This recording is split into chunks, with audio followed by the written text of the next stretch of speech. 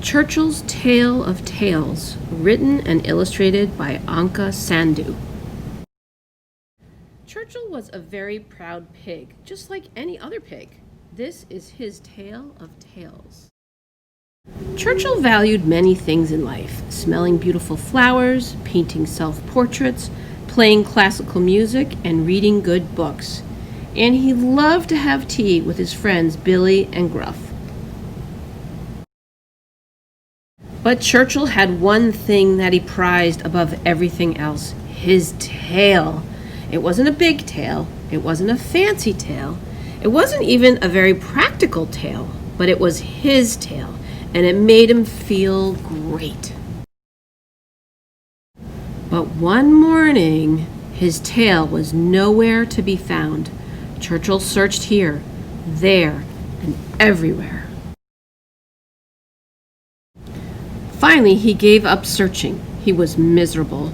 "I just don't feel like myself without my tail," he said. Billy and Gruff came up with a good idea. They gave Zebra a call. "Hello, Zebra, we have a tail emergency. Can you help? Come on over. I think we've got just the thing."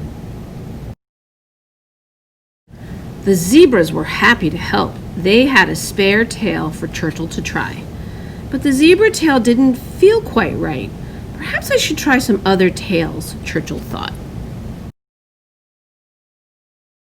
So he went to see Peacock, and I thought Churchill was proud before. Peacock gave Churchill a tail that made him feel beautiful. "Ooh," said Churchill to himself, "I wonder what other tails I could try." A tail from the fish made Churchill feel fantastic. He could do things he'd never done before. Churchill never talks to us anymore. It's all these fancy tails. He tried tiny tails, spotted tails, snappy tails, and tails that made him feel big.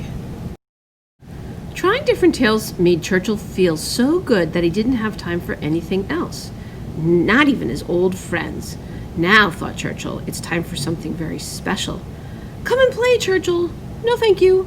I'm rather busy with my new tails." So he went to Tiger's house. Tiger's tails were really super. "I feel fierce," said Churchill.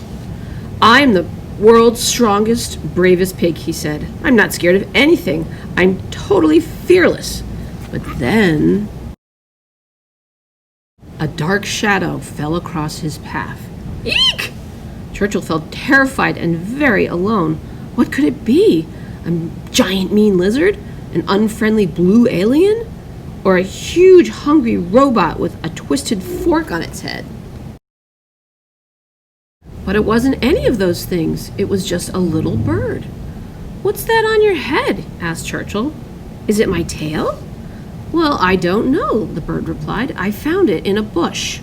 I thought it was a worm, but I couldn't eat it. It didn't look like a flower. It was useless, so I put it on my head. I've grown rather fond of it." "Oh, but it is my very own perfect tail," said Churchill. "Please may I have it back?" "Well," said Bird, "if it's yours, then you should have it." "Thank you," said Churchill. Finding his old tail made Churchill feel like his old self again. He was so grateful that he helped Bird find the perfect thing for her head. And making a kind new friend helped Churchill remember his old ones. So he organized a tea party to bring all his friends together. "My dear friends," said Churchill, "I have been a very silly pig and a very bad friend. Can you ever forgive me?" And they did, because they loved Churchill, even though he could be very silly. From then on, Churchill took great care of his own perfect tail, and he was perfectly happy with it most of the time.